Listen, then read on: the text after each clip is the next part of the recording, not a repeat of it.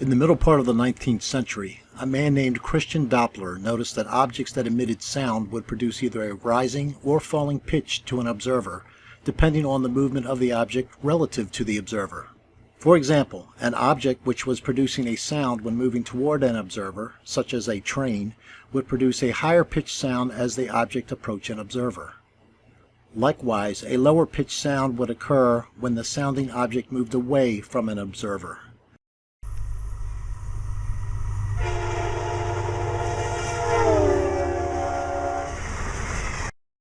We know this today as the Doppler effect. Late in the 20th century, we merged radar technology with the Doppler effect, and we came up with Doppler radar, which is currently on your screen. Moisture shows up on Doppler radar much like it does on traditional radar, with one large exception, which makes Doppler radar superior. The Doppler radar unit detects the direction in which the moisture is moving relative to the Doppler unit itself. For example, moisture heading toward the Doppler radar may appear green, while moisture or precipitation heading away from the Doppler unit may appear red. The different colors tell meteorologists much more information than traditional radar can produce.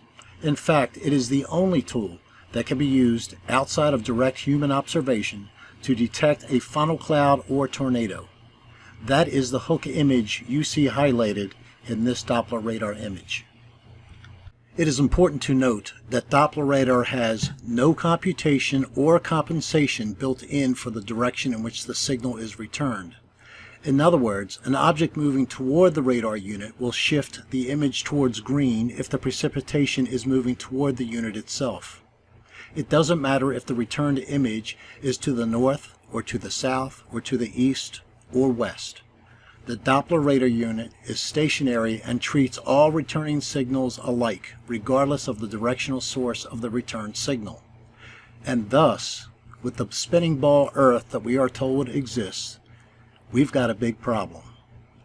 You see, if the Earth is rotating at somewhere between 750 to 1,000 miles per hour to the east, depending on the latitude of the radar unit, the Doppler effect would be totally negated by the Earth's rotation.